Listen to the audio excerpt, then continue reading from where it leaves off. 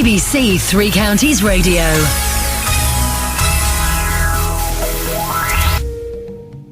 I'm going to ask a question. Do elephants pray? Because that's the name of a new film created by Stevenage man Paul Hills. It's about a man who's stuck in a career he doesn't enjoy and wants to find something more in life, which I think we can all identify in many ways, Paul.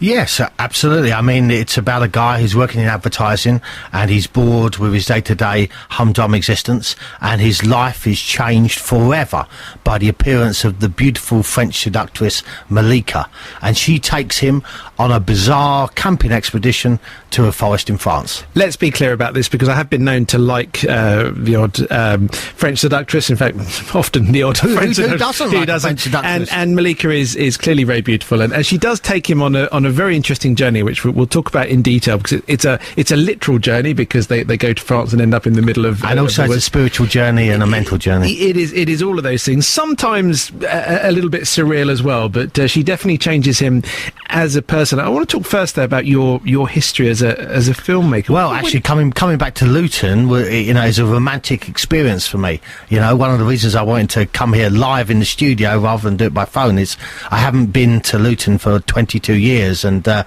it's very much part of my heritage. In what way? How does it figure in your heritage? Well, there used to be a community arts video workshop based on Guildford Street in Luton called 33 Arts. I don't know if it still exists or not, but I was making films, from a very stupidly young age in Stevenage in Hertfordshire. How stupidly young? I probably made my first film on Super 8 when I was 13. I had, managed to bring in all my friends from school, one of which, David Richardson, it was really the main man who helped me out in all those early films.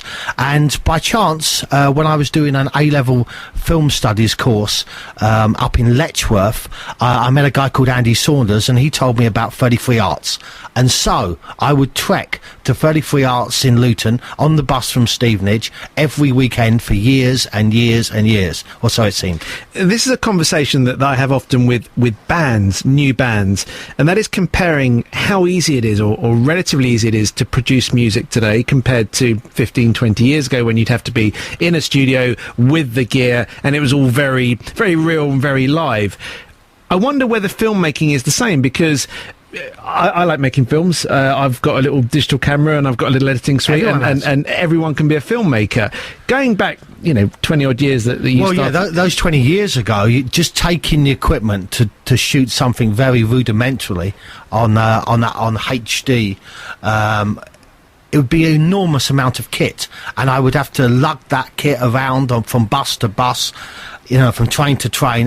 Now, you fit a camera in your pocket of much, much more, better quality. You fit a smartphone in your pocket and for it to be a better quality. Exactly. And so what it has meant is that, just like, with the DIY, punk thing, everyone now has become a DIY filmmaker. Of course, it's created a proliferation of the number of, films which are being made. The Raindance Film Festival that Do Elephants Pray was at 2 years ago, they used to get 7,000 entries for short films. Now they're getting 70,000 entries for short films per year, and that's purely because of the change in technology. Has it meant that there is less quality than there was 20 years ago? And also your grounding, when you literally had to cut tape to edit, has that helped you be a better filmmaker now? I think that obviously the fence that you have to go across, the hurdles that you have to cross to make a film now are less. It's still, the problem is raising the finance, and raising the finance even on Do Elephants Pray, which had a minuscule budget compared to many films, was quite a task. But yes, it makes it more accessible, and thus there are a lot of films which are of lesser quality. When you shoot on film, for instance, you know that every time you say action, the money is being shredded. It's going through the gate. In front of your eyes. Yeah, you get the sound of the film going through, but actually that's also the sound of money being shredded. When you say action on tape, it costs you nothing. But I know a number of people sort of who work in and around movies, one of whom invests in movies, and what's his number? he always says that basically they're not an investment. I mean, the reality is you lose money with films. Yes, 90% of films do not even make back the budget of which you've had to shoot them. And then, of course, there's the marketing cost, the print cost, the advertising costs. To recoup all of that, it's really hard. I mean, there's a famous story of Coming to America that made, you know, 288 million just in the cinemas alone, didn't go into profit. It's really tough. Most people invest in films partly through the association and glamour of it. The number of investors in our film is 46 different people, and some of them as small amount of money as £100. Really? So you can be involved in a film for £100? You can. For instance, probably the smallest investment is my old English teacher, Margaret Fisher, who lives in Buntingford, and that's in the range of this broadcast, isn't it? Okay, she invested £100. The biggest, obviously, is a wealthy Jewish guy who invested £20,000, I think. Did he get that back? Well, the film is just coming out now on the 7th of February. Okay, so it's the first time for us to actually recoup any Try money. And get some money back. Paul, I've got to ask you one question. Why do you do this? Because it's clearly not for the money. Certainly. I doubt it's for the glamour or the glory. Why do you put yourself through this? I love the filmmaking art. You know, sometimes what happens between action and cut, magic appears. And for instance, in this film, I was blessed with finding the wonderful actress Julie Dray to play the part of Malika. She just came into an audition and, you know, seduced me. Is she as bonkers in real life? Yes, but in a slightly different way. And, you know, sometimes you get that magic in front of camera, and that is such a rush. Filmmaker Paul Hills is with me. He's from Stevenage.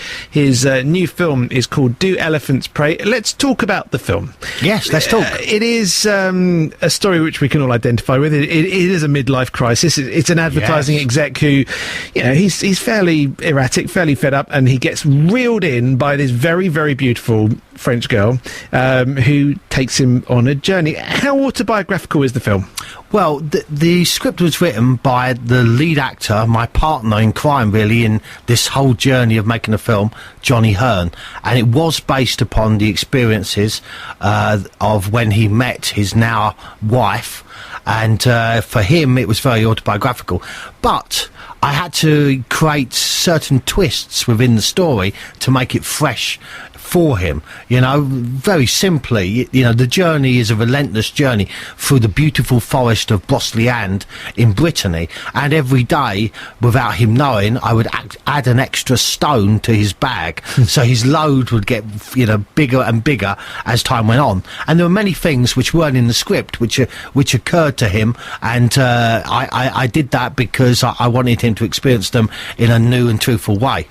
Now, I don't want to get to film buffy here or sound. Go on. No. I'm going to phrase this carefully, but I love French cinema. Me too. I love French independent cinema, and watching this film in the way that you filmed it, in the way that you paced it, it had quite a lot of French cinema in it. And I'm thinking people like Truffaut or Guédiguian, who's one of my favourite producers. Is there that French influence there, or have I missed a trick? Well, I mean, the fact that you've said Truffaut is a miracle, because, you know, obviously Truffaut is one of my favourite filmmakers ever. Francois Truffaut was, to me, the bright spark of the Nouvelle Vague cinema of the 60s, and certainly there is a Nouvelle Vague influence upon the film, as there also is with indie American cinema and such like. How would we best describe, I mean, I'm here saying I like French cinema. What do I mean by that? What is French cinema for you? I think French cinema at that time, you know, Truffaut, Louis Malle, obviously quite a few others, it had a kind of freedom in it, and that freedom allows you to have things which are more quirky and more, you know, let's say off the cuff that happen in the film. And certainly the camera at times is very free flowing. Certainly in a trip scene which happens later in the film. I was just about to say that, actually. For me, French films tend to move with the camera a lot more. They're spontaneous. And there's a lot of spontaneity in Do Elephants Pray, for sure. Indeed, improvisations from the actors were endless. And for me, I don't want the actors to even know where the camera is. The camera moves around and it captures what they're doing.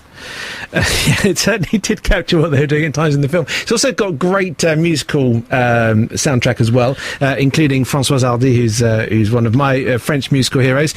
Parts of it were written for the film, though, weren't they? Yes, there's a track called 2 Weeks, written by the artist Ellie Lawson, who saw the film at the Rough Cup stage and wrote that track specifically for the film. But we actually spent a very long time, I think it felt like years, but probably was only 9 months, looking at indie bands that were around and looking at the tracks that they had and trying to match them and fit them into the film. So the soundtrack is full of loads of different eclectic indie bands. Give me a sense, please, of what happens as the director on a film set, where, and we can broaden this out beyond your film, where you've got a lead actor and a lead actress.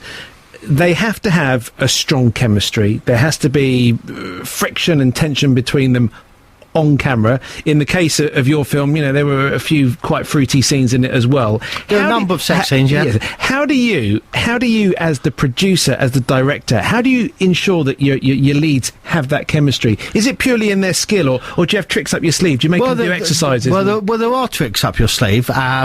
But, I mean, some directors say, make sure that the love scenes in a film are in the second week of shooting. The number of directors have waited to the last week of shooting to do the love And everyone's fallen out with each other. Exactly, everyone's fallen out for each other. In the first week of shooting, there's always a honeymoon period between the actors trying to get to know each other. And the chemistry will normally blossom, and they will say, shoot the love scenes on the second week.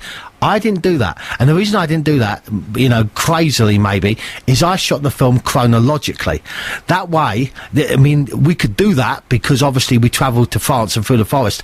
And by shooting it chronologically, that actually meant that you could improvise in one scene and you would feel the effect of it in the next scene. But do they need that chemistry off screen as well? I mean, do they need to get on off screen, or can a professional actor just turn it on to have a chemistry with their lead? Well, there were two types of actors, at least two types of actors. There's a very professional actor who's very good at faking everything. Okay, that is a very useful talent to have if you're doing like a sitcom where you have to come on and shoot it straight and there's no rehearsal period, or EastEnders or something like that.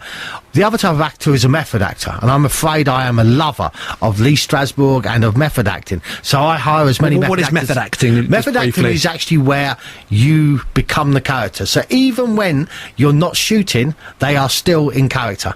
And How interesting. Yes. So, for instance, I've actually just shot a new film now, and that's called The Power. And in that, it's an abduction film, and I had the actress in the cell where she's abducted for 11 days solid. But that's a different film. And you can do that? She agreed to do it. Okay. In this film, the journey that we went through shooting the film in Do Elephants Pray, that was similar to the journey that we went through in real life. It mirrored. It was symbiotic, the relationship. In fact, in the film, it rains at one point. The reason why it rains in that scene is because it rained. You're now playing God, Paul. You're scaring me. The film is called Do Elephants Pray. You can find out more information at www.doelephantspray.com. It's not showing yet on our patch, but you're hoping it's going to come soon. It's in Cambridge, isn't it? It's in Peterborough on the 7th of February. I think it will go to Cambridge thereafter. I hope it comes to Hertfordshire and Buckinghamshire. With your links to Stevenage and Luton, you've got to find a way of bringing it to us here, I think. Well, I mean, as you probably know, my second film, Boston Kickout, was set in Stevenage, and I actually have started now planning to do a sequel to Boston Kickout and come back to Stevenage. Can I be in it?